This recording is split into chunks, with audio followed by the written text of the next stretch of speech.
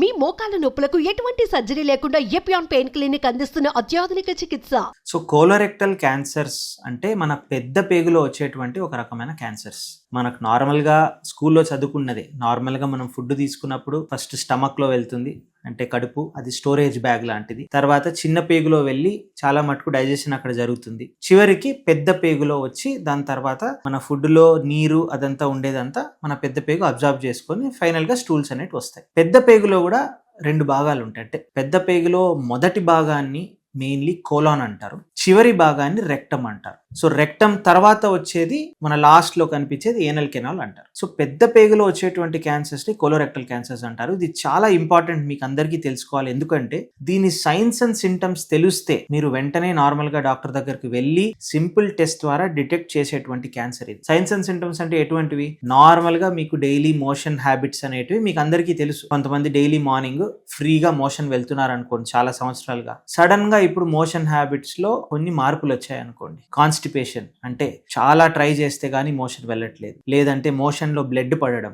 కింద నుంచి పస్ లేకుంటే ఫ్లూయిడ్ లాంటిది రావడం, ఇవన్నీ ఒక 3 to 4 వీక్స్ కంటే ఎక్కువ ఉన్నాయంటే ఖచ్చితంగా వెళ్ళి ఒక డాక్టర్ని, ఆంకాలజిస్ట్ కానీ జనరల్ సర్జన్ కానీ ఖచ్చితంగా సంప్రదించాలి. ఎందుకంటే కోలోరెక్టల్ క్యాన్సర్ ఇది వరకు రేర్ గా ఉండేది కానీ ఇప్పుడు రేర్ అనేది కాదు. మనం daily ఓపీడీలో at least 2 to 3 patients colorectal cancers తో బాధితులు చూస్తున్నాం. అదే కాకుండా ఇంతకు ముందు ఎలా ఉండేదంటే 60 years తర్వాత ఉండే వాళ్ళకే నార్మల్లీ కోలోరెక్టల్ క్యాన్సర్స్ వచ్చేది. ఇప్పుడు అలా కాదు, 20, 25, 30 years వాళ్ళకు కూడా కోలోరెక్టల్ క్యాన్సర్స్ వస్తున్నాయి, ఎస్పెషల్లీ ఇండియాలో. దానికి కారణాలు ఏంటో చాలా మందికి ఇంకా రీసెర్చ్ చేస్తున్నాం కానీ ఇది ఒక రియాలిటీ. ప్లస్ ఆ యంగ్ ఏజ్ లో వచ్చేటువంటి పేషెంట్స్ కి ఇంకా అగ్రెసివ్ ట్యూమర్స్, అంటే చాలా అడ్వాన్స్ స్టేజెస్ లో ఐడెంటిఫై అవుతూ లేదంటే ట్రీట్మెంట్ కి రెస్పాండ్ కాని ట్యూమర్స్ లాంటివి వస్తున్నాయి. సో బేసిక్ గా మీరు గుర్తుంచుకోవాల్సిండేది, మీ మోషన్ హ్యాబిట్స్, బౌల్ హ్యాబిట్స్ లో ఏ మార్పు వచ్చినా గానీ అది 3 to 4 వీక్స్ కంటే ఎక్కువ ఉండిందంటే మీరు డాక్టర్ దగ్గరికి వెళ్ళండి. డాక్టర్ దగ్గరికి వెళ్ళిన తర్వాత ఏ టెస్టులు చేయించుకోవాలి? బహుశా మోస్ట్ డాక్టర్స్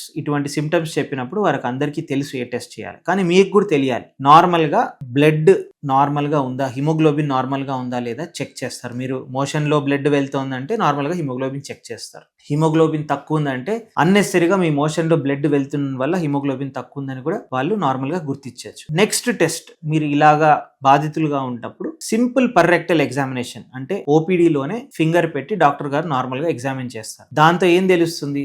పెద్ద పేగులో చివరి భాగం అంటే రెక్టమ్ లో ఉండేటువంటి భాగంలో ఏదన్నా ట్యూమర్ గానీ గడ్డ గానీ ఉందా లేదా సింపుల్ టెస్ట్ తో తెలిసిపోతుంది. నెక్స్ట్ పెద్ద పేగులో మొదటి భాగం అంటే కోలాన్ భాగం నార్మల్ గా డాక్టర్ కి ఫింగర్ ద్వారా, హ్యాండ్ ద్వారా యాక్సెసిబుల్ కాదు కాబట్టి కొలనోస్కోపీ అనేటువంటి టెస్ట్ చేస్తారు. కొలనోస్కోపీ అంటే ఏం లేదు, ఒక లాంగ్ ట్యూబ్ ఉంటుంది, ఆ ట్యూబ్ కి చివరి భాగంలో ఒక కెమెరా ఉంటుంది. ఆ కెమెరా ద్వారా ఆ ట్యూబ్ మనకు పంపించినప్పుడు పెద్ద పేగులో ఏదైనా ప్రాబ్లమ్స్ ఉన్నాయా, ఏదైనా గడ్డలు ఉన్నాయా, అంతా నార్మల్ గానే ఉందా లేదా అని ఒక టీవీ మానిటర్ లో కనిపిస్తుంది. ఇది కూడా డే కేర్ ప్రొసీజరే. మీరు మార్నింగ్ వచ్చి ఆ టెస్ట్ చేయించుకొని అదే రోజు మీరు హాస్పిటల్ నుంచి వెళ్ళిపోవచ్చు. ఇంకొక విషయం మీరు గుర్తించాల్సినది ఏంటంటే, పెద్ద పేగు క్యాన్సర్ అనేది సడన్ గా రాదు. ఇది చాలా సంవత్సరాలు పాలిప్స్ అనేటువంటి చిన్న చిన్న గడ్డల్లాగా ఫస్ట్ ఏర్పడిన తర్వాతనే, ఈ పాలిప్స్ అనేది చాలా సంవత్సరాలు చేంజెస్ జరిగి తర్వాతనే క్యాన్సర్ గా మారుతుంది. ఇది చాలా ఇంపార్టెంట్ ఫ్యాక్ట్. ఎందుకంటే ఫారిన్ కంట్రీస్ లో 60 years తర్వాత ఉండే వయసు వారికి ఎవ్రీ 5 years ఒక్కసారైనా కొలనోస్కోపీ చేయించుకోవాలన్నది కూడా గైడ్ లైన్స్ ఉన్నాయి. అది మన కంట్రీలో చాలా మంది ఫాలో కారు, ఎందుకంటే కొలనోస్కోపీ చాలా ఇబ్బందికరమైన టెస్ట్ అని అనుకోవచ్చు. కానీ 60 తర్వాత, ఒక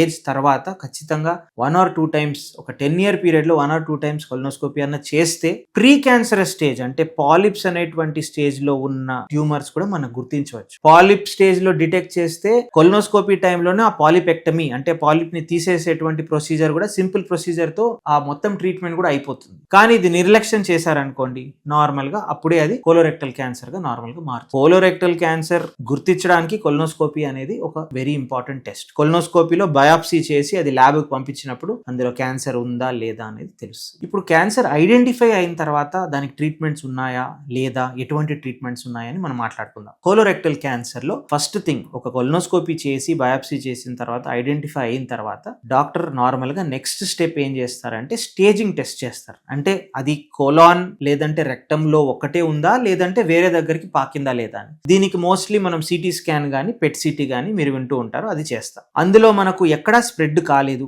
మోస్ట్లీ అది పేగులోనే ఉంది అని తెలిసింది అనుకోండి, లోకల్ స్టేజింగ్ చేస్తాం. ఇప్పుడు రెక్టల్ క్యాన్సర్ లో లోకల్ స్టేజింగ్ కోసం మనం ఎంఆర్ఐ టెస్ట్ కూడా వాడతాము. కోలాన్ క్యాన్సర్ కి మనం చేసే సిటీ, పెట్ సిటీ కూడా సరిపోతుంది. లోకల్ స్టేజింగ్ అంటే ఉండే పేగులో ఎంత వరకు చుచ్చుకు వెళ్ళింది, అంటే ఒక లేయర్ లోనే ఉందా, 2-3 లేయర్లు పాకిందా, లేదంటే అది బర్స్ట్ అయి బయటికి వచ్చిందా అనేది తెలుస్తుంది. సో ఈ స్టేజింగ్ ఇన్వెస్టిగేషన్ వచ్చిన తర్వాతనే ఒక క్యాన్సర్ సెంటర్ లో ఆంకాలజిస్ట్ వాళ్ళ కొలీగ్స్ తో డిస్కస్ చేసి ఒక ప్రాపర్ ట్రీట్మెంట్ ప్లాన్ అనేది వీల్ కమ్ అప్ విత్. చాలా ఎర్లీ స్టేజ్ కొలాన్ క్యాన్సర్ అనుకోండి, దానికి ఇనిషియల్ గా సర్జరీ అనేది రికమెండ్ చేస్తాం. సో పేగులో ఒక భాగాన్ని, ట్యూమర్ ఒక్కటే కాదు, పేగులో అటుపక్క ఇటుపక్క ఒక 5 సెంటీమీటర్స్ గ్యాప్ ఇచ్చుకుంటూ నార్మల్ పేగు ప్లస్ జబ్బున్న పేగును తీసేసి ఆ మిగతా 2 ఎండ్స్ పేగుని జాయిన్ చేసే సర్జరీ కొలెక్టమీ విత్ అనస్టమోసిస్ అనేది ప్రొసీజర్ చేస్తుంటాం. ఇది క్యాన్సర్ సెంటర్స్ లో జరిగే వెరీ కామన్ ప్రొసీజర్. ఈ సర్జరీ తర్వాత ఆ మొత్తం స్పెసిమెన్ మనకు టెస్ట్కి వెళ్ళిన తర్వాత కీమోథెరపీ అవసరమా లేదా అని తెలుస్తుంది. అందరికీ కంపల్సరీ కాదు, కొన్ని వెరీ ఎర్లీ స్టేజెస్ లో సర్జరీ ఒక్కటితోనే సరిపోతుంది, కొన్ని అడ్వాన్స్ స్టేజెస్ లో మనం కీమోథెరపీ కూడా ఇస్తూ ఉంటాం. కానీ రెక్టల్ క్యాన్సర్స్ అంటే పెద్ద పేగులో చివరి భాగం రెక్టమ్ క్యాన్సర్స్ కొంచెం డిఫికల్ట్ టు ట్రీట్ క్యాన్సర్స్.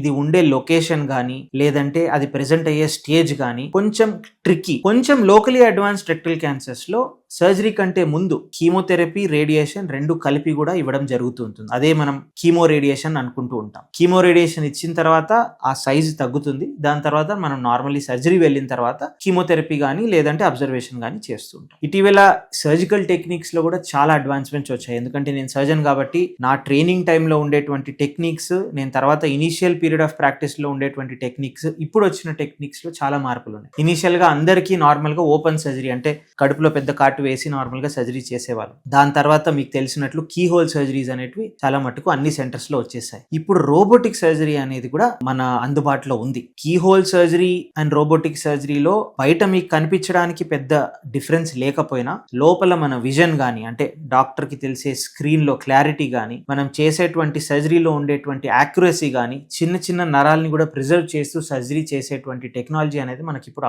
అందుబాటులో ఉంది. రెగ్యులర్ గా కూడా చేస్తున్నాం. అండ్ రెక్టల్ క్యాన్సర్స్ అంటే పెద్ద పేగులో చివరి భాగంలో ఉండే క్యాన్సర్స్ కి ఇది చాలా useful. So robotic colorectal surgery అనేది ఇప్పుడు ఇండియాలో అవైలబుల్ ఉంది, సిటీస్ లో అవైలబుల్ ఉంది, అండ్ స్పెషలీ రోబోటిక్ సర్జన్స్ అనేది మోస్ట్ సెంటర్స్ లో ఉన్నారు.